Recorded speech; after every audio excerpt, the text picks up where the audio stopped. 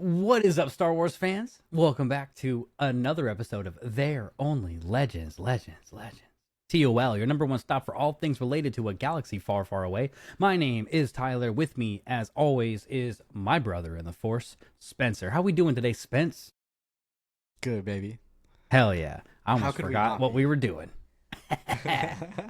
I was about to take a Oh, drink, and I'm like, oh, this is my cue to start talking. yeah. I mean, run it back. No, I'm just playing. Mm-mm-mm. Dude, Once a week. I get one of those a week, bro. bro. We haven't talked about the show Bro. at all. Nope. I Nope. didn't even text you the first night, and you messaged me the next I morning. was like, offended. upset about it. Yeah. Yeah. Mad. Yeah. I was ticked. sitting in Yeah. my bed in the final like 5 or 6 minutes of the finale. I'm sitting in my bed, clutching my pillow, saying into my pillow, "It's so fucking good," just like that, because I just couldn't handle it. And then I Dude, it was realized just- I haven't heard from this kid yet, and I know better than to text at 10:30 at night, because when I open it up, my brain goes, it's 1:30 in the morning, and my screen says Spencer has notifications silenced. And so I'm like, well, I'll just wait till the morning, I guess. I might have I mean, texted you that night, but I don't remember. Yeah. But yeah, not a Um, word, not a peep. Well, I told you, and I wasn't gonna bring it up. I'll bring it I up. wasn't gonna So, bring like, it up. I watched it like late at night, and Amber passed out some point like 15 minutes into the second episode, and I some point halfway through just passed out, and I fell asleep, and I had like these really vivid like Star Wars dreams. You know when you like fall asleep on Yes, the couch and you I don't love really that. feel like you're asleep and time just kind of drifts forward. Yeah. But you like wake up and it doesn't feel like you've been sleeping at all. I had that happen, but I woke up and it was halfway through from autoplay the first episode of Mandalorian. And I'm sitting there and I'm like, and it's the scene where it's, you know, or it's not even halfway through the episode because it's the beginning scene, but it's like Mando there and he's bringing the blue guy into the place on Tatooine or wherever, and they're in the bar and he's like, you spilled my drink, dude. I woke up to that and I'm like, why is Mando and Maul? And immediately I realized what happened. I'm like, oh, okay, I need to lock in. And it's like 11:30 for me at this point. I'm tired. And so I went to the kitchen and I had like half a pint of ice cream left. And I'm like replopped on the couch, engaged, locked in. Oh my God, dude. So yeah, no, and then I like fell asleep right afterwards. And so I didn't text you. But like, Words. Well, I'm going to say three. 3 words. Darth fucking Vader, brother. dude, good Vader. He didn't So- talk at all, did he? Didn't talk at all. Now, that is the No. thing. I was like, I am not. I loved it. I think they did it perfectly. Like, you know, we were yapping about it, and Vader doesn't really make sense. You know, well, I was initially saying it was one of 3 people, and then by the time we got to the next week, and you and I were talking, I was like, it's got to be Palpatine. And then Vader shows up, and I was like, holy shit, they're going Vader. Okay, all right, they're going Vader. Now, keep in mind, it's the end of episode 8. Full Vader. Full Vader, right? This is still dealing with the fact I lost all of my limbs, Vader. And I was like, okay, rolling into the finale. Okay, how are they going to do this? Perfectly, apparently. Now, while it was happening, I was like, actually, right as like, it was like right towards the tail end of him being on screen, I was like, man, I wish we could have gotten some of the classic Vader quips, you know, just like the witty one-liners. But I then promptly I watched it, then immediately rewatched it that same, and just like the entire finale episode. And I was like, no, this was right. This was correct.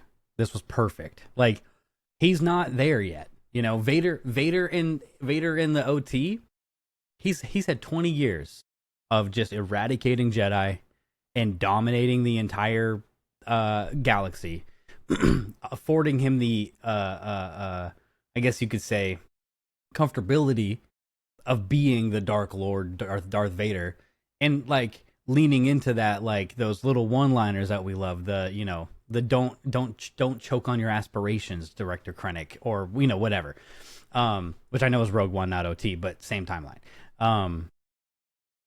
But man, like when he's just about to end Daki, bro, Master Daki, the way he just like it was so apparent that he was just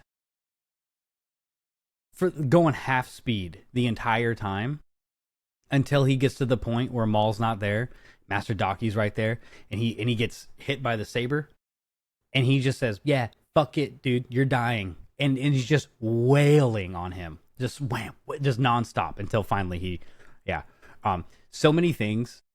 I loved so many things about this whole entire thing. I apologize in advance for how scattered this is probably going to be, at least from my end, because it's just so many things. I mean, the main thing is Vader, and this is the thing I was saying, where it was like, I doubt they would bring in Vader to overshadow Maul, but like, obviously the thing that we want to talk about is Vader. It was peak Vader. It was good Vader. It was menace, pure villain. Suit looks sick. He towered over everybody. It's crazy how you put him over Maul, and like how much more evil he feels in comparison. Especially now with the kind of character development we've gotten with Maul, where we already talked about, I think on the last episode or the one prior, where he's not the I'm only here to kill Jedi Maul anymore. He is an adult. He's going, we watched him flash through his trauma of being a child and being abused by Palpatine, for whatever, and like getting to the point where he is now. Whereas Vader is right in the middle of that. So one of the beautiful things about it is that Maul, for all intents and purposes, was essentially facing off against a more powerful version of who he once was.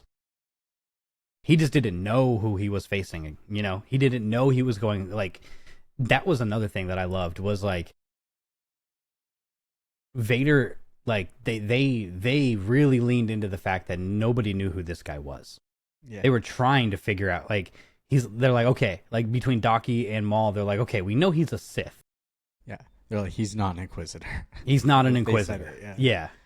And it was, I don't know, man. It was great. Now, I will push back one little thing from my perspective anyway, and don't get me wrong. Yes, Vader got me so hyped. But one of the biggest reasons why it got me so hyped was because not only did they just do him justice in my eyes, and it was like everything about this was literally peak Star Wars, like best Star Wars. You know what I mean?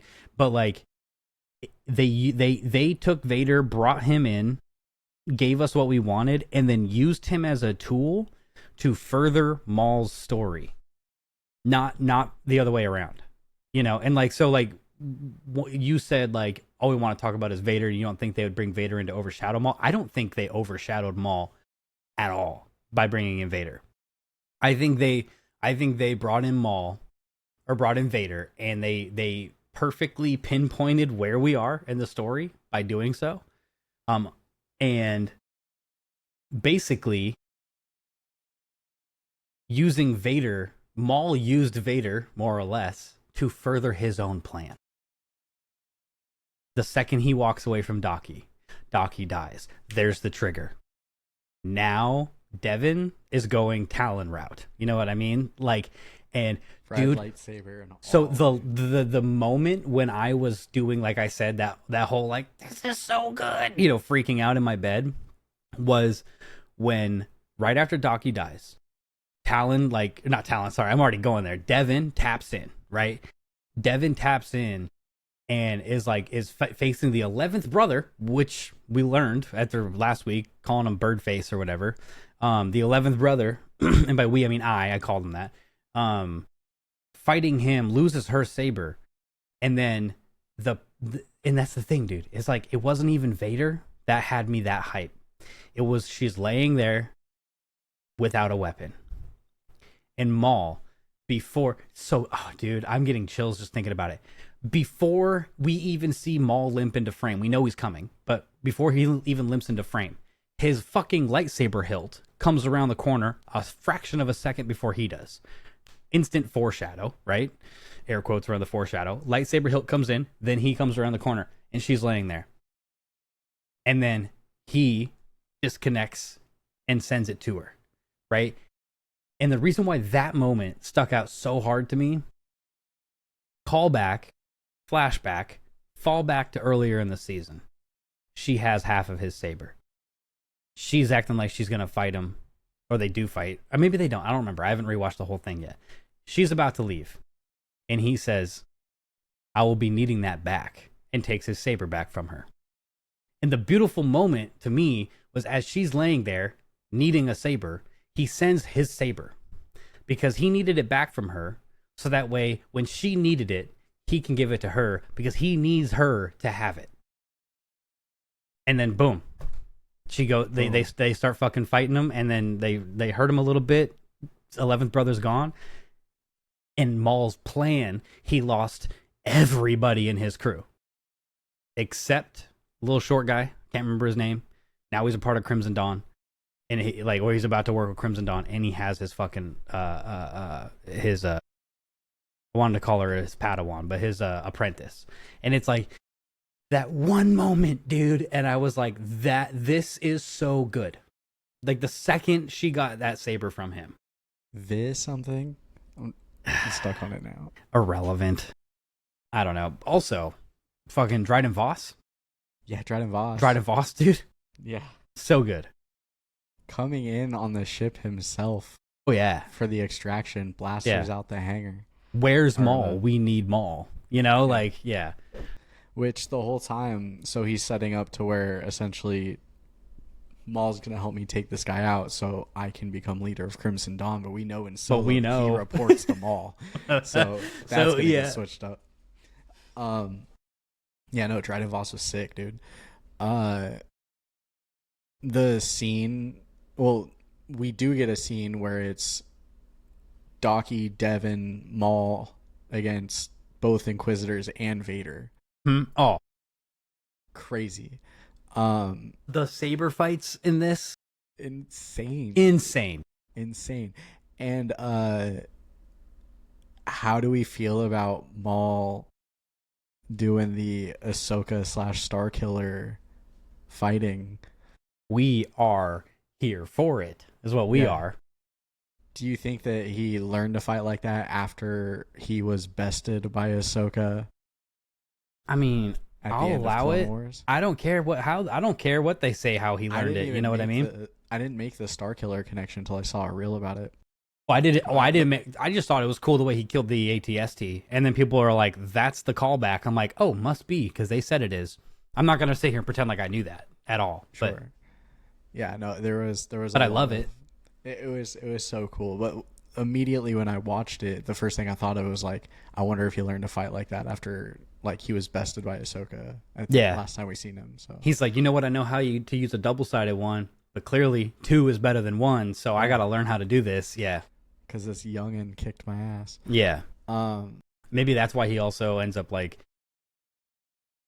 the Force ends up leading him to Devin, because when she was fighting with both sabers, there was because like the first time she fights with both sabers is when Docky gives her his, right? And it was very Ahsoka-esque looking to me. Also, when she's fighting both Inquisitors alone, right? And she's like, just like she like turns and goes to hit one with her saber at the same time, hitting a sweet chin music on the other, like she's Shawn Michaels in his prime. And it just immediately both, and then like that's when Maul and Docky come into the picture as she's doing that. Like the choreography that they did for this, so awesome. There was a couple of times where I was like, oh, they did this on purpose so that people can have backgrounds on their computers and phones. Like still frames. The still, yeah. The still, yeah. But also there was one when in episode 8 or 9, not 10, but in episode 9, when they're fighting the Inquisitors before over in front of the acid pit, right? The toxic waste area. There's a really dope moment with all 5 of them, with where all of the sabers are connected in one giant attack and block, and it's like a giant square. And That's it what was I was talking about that. Oh, okay, that's what you were talking for about. a second. Literally Yeah, and it pauses. It paused. Yeah, and then they go. Yeah, it was like I paused it. Like I saw it, went back and paused it, and I was like, "That's a wallpaper." Like, but yeah, and then there's like the pose later with the 3 of them with Daki, Maul, and Devin, like all preparing to fight, and it's like one in front of the other. You know, it's man, the imagery. Yeah. The storytelling. So sick. Were you disappointed at all that when they crossed the acid river and the Inquisitors were left behind, that they didn't use helicopter sabers to get across the I thought about it, and I was actually relieved that they didn't, because I turned to her. I was like, dude, they're about to do it, because she hasn't watched like Rebels or anything, so she's never seen Inquisitors. And yeah, no, I was sitting there ready for it, and then they just turned off their sabers and let them go. I'm like, yeah, the rationale in my head was like, oh, okay, well, maybe they haven't developed their sabers to be able to do that yet. Then I was thinking in the comics, like, I'm pretty sure in the comic where they introduced the Inquisitors, they're doing it. So yeah, it if we're gonna sit in universe and talk about it, the reason why they didn't is because they knew Vader was waiting, because they got on their comm immediately and said, "They're heading to you, sir," or whatever they said. If Vader wasn't on the other side and it was just them having to chase him down, I'm sure they would have hit the helicopter blades. I hate that so much. Yeah, like I hate it so much. It exists and it is what it is, but I hate it so much. I really liked how when Devin was the first to jump, she jumps and she turns and she like puts her hand on the roof to spin herself around further to land on the skiff. And that was just a nice little touch, pardon the pun. Like, you could have just had her jump, you know? Yeah. Yeah, just so many fucking good moments, bro. R.I.P. to Maul's whole crew. Entire crew. Dude, those Zabrak just going out like heroes, taking bro. Shots and capping still. Yeah. And the one sacrificing himself into the acid to kill the 2 stormtroopers or whatever, bro. That's different. That's different levels of loyalty. The droid, Maul sat there. Peace, Spybot. The droid looked like it upset Maul. Well, yeah. Oh, it did for sure. Sat there and watched the whole team just tink, tink, tink, tink, tink. Mm-hmm. It's like, oh shit. Yep. No, Maul's a whole person now. Yeah. And like, well, half a person. I wonder what events transpire, because like we see such a not like, lack of a better term, human side to him of just like, he shows empathy, he shows logic and reason. Mm-hmm. I wonder what, I mean, and he remains wise, but like, I can't see this Maul right here who almost feels like he's given up. Like, he has goals and he wants to like take down Palps and stuff, but like, he doesn't seem as hungry. He seems very tactical and like he's lining things up, but he's still very reserved about it. Like, I don't see this Maul hunting down Kenobi and like... Right. Well, and I agree. And I think that's like, this Maul is like, you know, he was taken as a young child, tortured and trained for one thing, to kill Jedi. Left for dead after being cut in half by the person that, you know, raised him, trained him to be the machine that he is, which is a beautiful, you know, dichotomy that he ends up becoming. More man than machine, or machine than man, or whatever the quote would be if it was better when I said it. Anyway, you get the point. But like, he goes from that to losing his mind and making spider legs, and his brother coming back into his life and getting his brain restored and trying to get revenge, and then his brother dying, and then him being cast aside again, and then putting together this entire syndicate, the conglomerate of syndicates, only to have that taken from him again. And then he starts to build back up. And he's like, all right, I need an apprentice. And so what does he do? Puts a little crew together, starts finding this apprentice. And he's at this point in his life where, like, he's starting to realize that all the things that he was trying to accomplish, they all hinge on this one thing, and it is getting his apprentice. And that's why I think that even though watching every single one of his teammates, right, his, Zabrak brethren dying, the Mandalorians that didn't, leave, dying, his whole crew.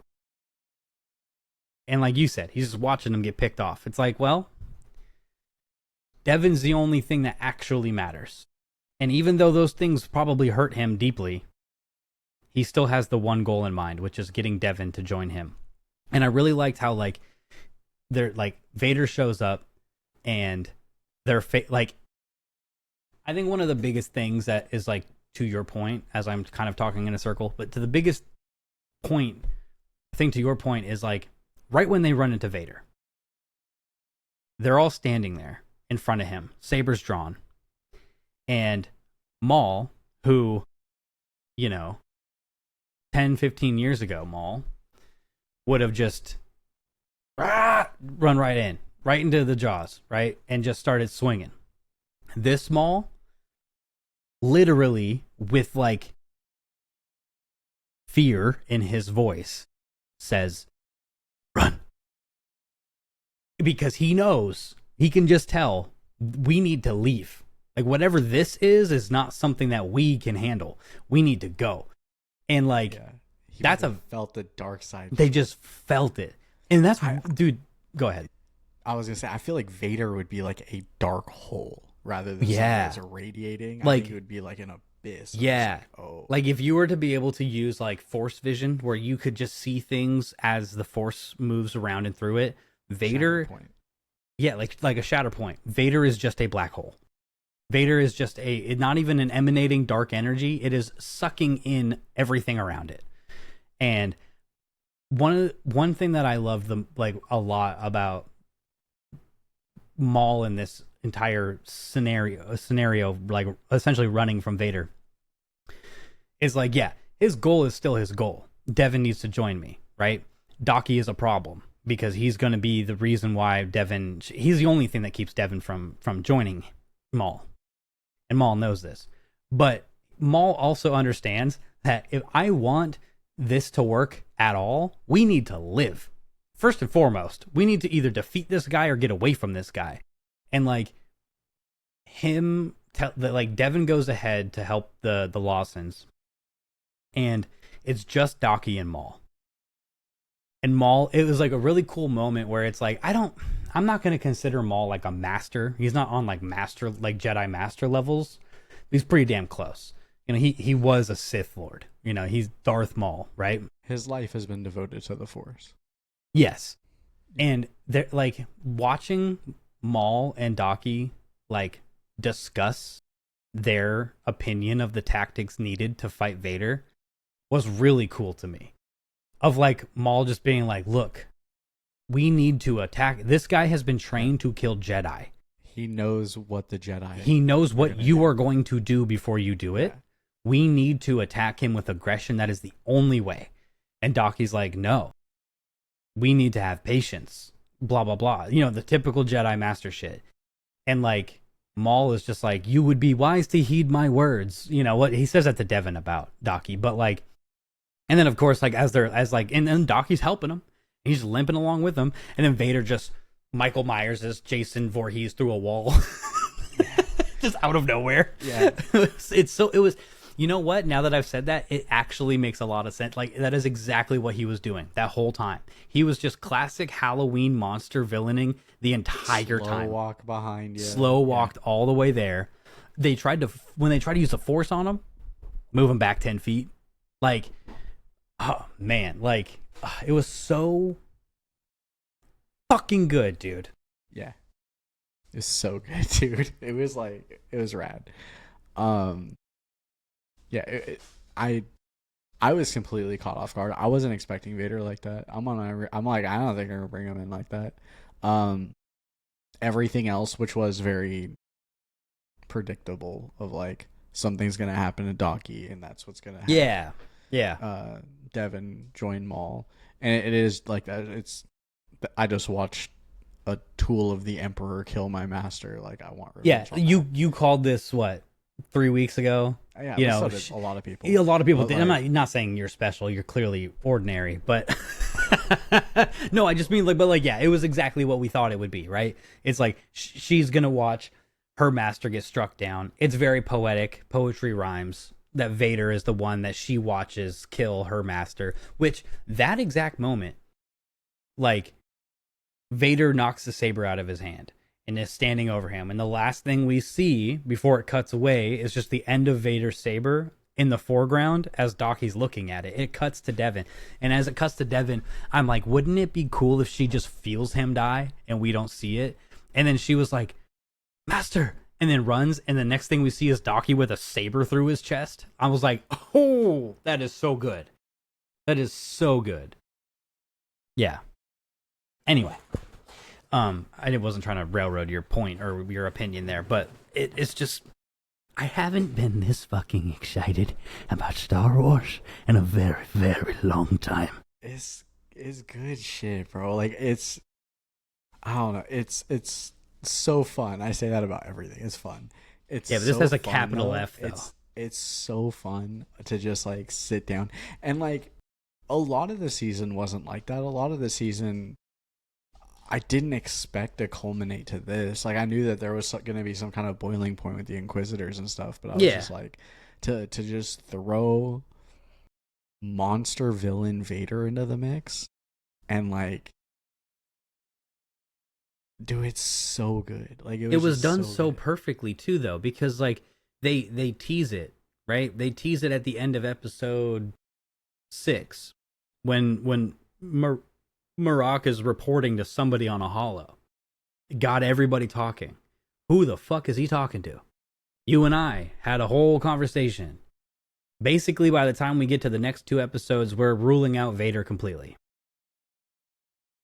And then it's Vader, right? So it wasn't just like, oh, looks like the Inquisitors failed, and then Vader shows up. And it's not like, and it doesn't make any fucking sense. It was teased. We talked about it. And then he shows up, and he shows up in the most impactful way that he could, just being literally the hand of the Emperor. The like, all right, you guys couldn't get it done. But also he didn't get it done either. Which is also great. Of like, we're not going to see it, at least not right now, but like, we know he had to report back to Palpatine and just be like, yep, Maul escaped. Anything else? He'll be like, you know what he'll say? He'll go, anything else? And Maul will be like, or not Maul, it'll be Vader. He'll be like, it would appear he was assisted by a girl. And then and then Palpatine will destroy a panel. What girl? Whatever. Anyway, sorry. Had to throw a little sequels reference in there. Everything we're watching is going to tie into the sequel somehow. Maul wants an apprentice so bad. So bad, dude. Every time we see him, he's just like, I know. And then we come be my tool. we don't see Devin, when Rebels comes around, and what does he do? He's trying to get Ezra. You know what I mean? When we see him in Solo, he's trying to get Kira. He's trying to get Different Kira. Apprentice, but Different he's apprentice. always trying to Come see me on Dathomir, Yeah. Like it's Maul's life goal after getting cut in half is get an apprentice. And when he finally fails for the last time getting an apprentice, who does he blame it on? Kenobi. The beginning of his problems. And then he's too old at that point. Both of them are, but he's too old. Yeah. Yeah. That is something that's like, I was really glad about how this season ended. And it could just be recency bias. Keep in mind, the episodes came out on May. Oh, yeah. Speaking of, May the 4th be with you guys. 4 days later. I watched these episodes 2 or 3 days ago, and I'm still hyped about it. However, I don't know if I was complaining, but I was stating the fact that I was a little. It makes it a little hard to watch some of these things when we know there's no stakes. Like, we know where Marek Marok ends up. We know that the 11th brother dies at the hands of Ahsoka. We know that Maul's gonna join the Crimson Dawn and take over the Crimson Dawn. We know Vader's story, where it ends. We know where Maul's story ends. So it's like there's all these things that we don't actually have any stakes for, but damn it, they did it. Filoni don't miss. And now that Filoni is fully in charge, so far he's 1 for 1. Now, Mando Grogu comes out soon. He might be 1 for 2. The fun thing about Star Wars, though, is like for so much media, it's how is this going to climax? What is all of this going to culminate to? The fun thing about Star Wars, and I think what makes it such a fleshed out universe, is like, in risk of sounding corny, it literally is the unexpected journey along the way. Like, we know how all of this is going to culminate, but like, if you would have asked me a month ago, did Maul and Vader ever cross paths? Unfortunately, no. And now that's a thing that happened, and like, it doesn't matter what happens after that. The fact is, like, I was like, okay, let's get it. Dude, let's do it. And Maul was handicapped. They made it a point to say, like, dude, this dude's injured, and he still went toe to toe with Vader. And like, yes and no. He went toe to. In my mind, he went. Okay, this is. Okay. He was very defensive, but okay. What I'm about to say is gonna piss some people off. But this Vader versus Maul was kind of like Kylo versus Finn in The Force Awakens. Kylo was fucking around. Finn had a general concept of how melee combat works. And so Kylo was kind of just playing with his food until he was tired of it. Now, it's not that right here, but we saw what happened when Vader got one-on-one with a Jedi Master. I don't care how old he is. One-on-one with a Jedi Master. He just straight up overpowered him. Brute power. Overpowered him. Stabbed him in the chest. Right? If Maul was properly one-on-one with Vader in that regard, Maul's not walking away from that fight. Now, we can do an entirely new bracket challenge at some point, now that we have these concepts fresh in our mind. But I feel like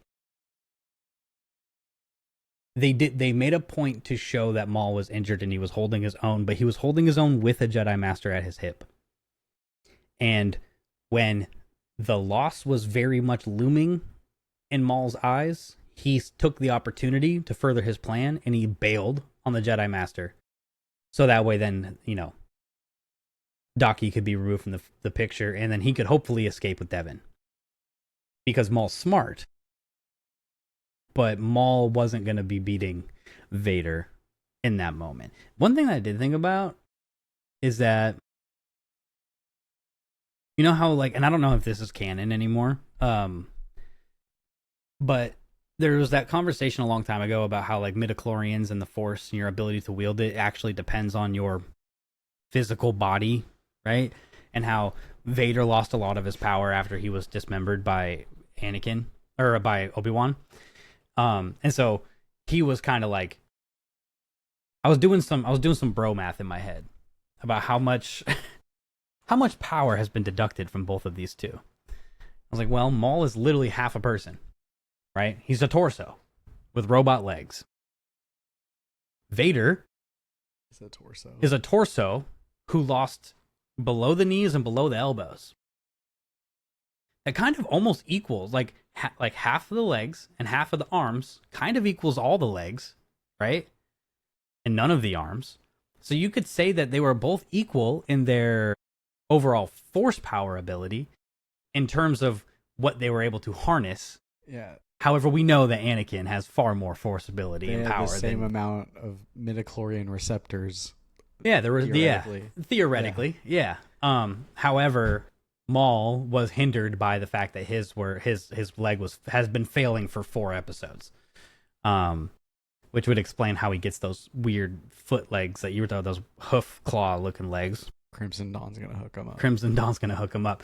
He's gonna kill the leader of the Crimson Dawn, and his first request is going to be, "You need to get me some new legs since you're the new leader of Crimson Dawn." And then once he gets his new legs, he's gonna be like, "Actually, I'm the leader of Crimson Dawn. I have a lightsaber and a Padawan, or an apprentice. What are you gonna do about it?" And he's gonna go find Kira. Anyway. Yeah, because he's gonna get a new saber too, probably because his saber is now with Devin. So that's probably what's gonna prompt him to get that new saber. Yeah. Half Moon. Yep. Uh-huh. That's a good call. Yeah, anyway, I think they knocked it out of the park. This is the most excited I've been about a Star Wars project that now I have to wait 2 more fucking years probably to see the continuation of. But if this is any snippet of what we should expect from Star Wars content moving forward, I've got a good feeling about this. Yes, sir. Are you excited for the Mando movie at all? I am, in terms of like I'm excited about Star Wars. And like having heard John's comments about how this movie is going to be for the casual, I really the more I've thought about it, the more I really appreciate that, because I didn't want to go into it with the concept of like, oh, Jon Favreau is a part of this and he's a huge Star Wars nerd, so there's better be a lot of deep cuts. It hindered your expectations of it. Now you're like, I can just enjoy it. I don't know if it didn't. Yeah, yes. It lowered them, and so now I can go into it excited to watch cool Mandalorian stuff, and get to see, some much beloved characters and some fun theatrical Star Wars. And hopefully I'll come out the other side when we sit down to talk about it, with little to nothing to complain about. That's right. Another thing I'm excited for is the racing game, which now is October 6th. Yeah, we got that date. Something around there. When I moved, I gave you my racing setup. I think I'm going to use this as an excuse now. I'm going to pick up some kind of racing setup. That's going to be interesting to try to do with, like, I know there's more than pod racing in that game. You might want to look into like flight simulator type stuff. Well, that's what I'm saying. I like a HOTAS. Some thought into it. Yeah. Or like a dual. Yeah. HOTAS, like, because like, I don't know if you remember the pod racing. Yeah, I remember it. Was like one of those. But yeah, I want to get some kind of rig set up to where I can like pilot a craft. Yeah, and I'm sure you'll be able to, but maybe like an Indy wheel. Yeah, if not like a full steering wheel. Doing like an Indy Formula style wheel instead of like a round typical steering wheel. Yeah, I wonder if they gotta have like cockpit view stills of what kind of wheels, what they look like in the game. It'd be really wild if they didn't have a cockpit view camera for that. But I'm sure over the course of the summer, we'll get one. We'll get some still shots of it. It'll be PlayStation VR compatible. It should be. I would be surprised if it wasn't. I mean, what was the one with the space battles with the X-Wings and the TIE fighters? What was that one called? Squadron. That one was VR compatible. So I would imagine that now that PlayStation VR is a lot more prominent than it was when Squadrons came out. It should be. I'd be very surprised if it wasn't. If that has a full racing campaign, mm-hmm. and I have a VR setup with some kind of new steering, which Logitech, not a sponsor, just dropped a direct drive setup. I think it's Oh, nice. $600. Speaking of, if Logitech wants to sponsor the podcast, please do. Gladly. Yeah. I will take all of the Logitech gear. I need a new mouse. I rock the G305. And I would love to not spend $40 on another one. This is $100 something. I don't know if I can be pulled away from my Keychron keyboard, but I would love a Logitech setup for my whole wheel and pedal iRacing. Actually, I do run Logitech now that I got from you. That's a nice one. Yeah. Kind of switches you got on that thing? They're blue switches. They sound good.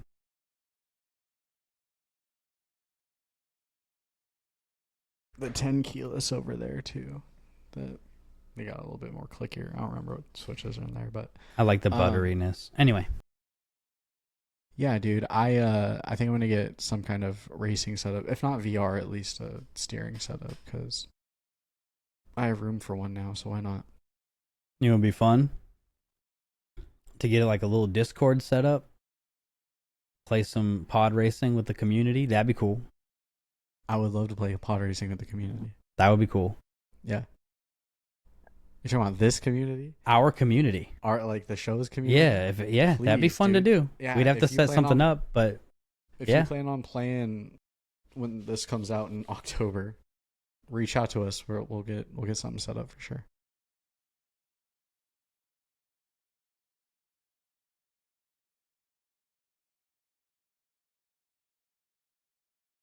I don't know. We made it. I don't know what I missed when I lost connection, but all I said, we just 3,000 miles, baby. Yeah, we're doing it. Internet's stressing. All I said was, if anyone's interested in playing with us when that game comes out, for sure. We'll set something up. Yeah, I'll be getting it. Hopefully, it's cross-platform. I'm sure. Because I don't own a console. I'll just be playing on Steam, so we'll see. I own a MacBook and a PlayStation, so I don't have a PC. So speaking of PlayStations, I for the last I don't know,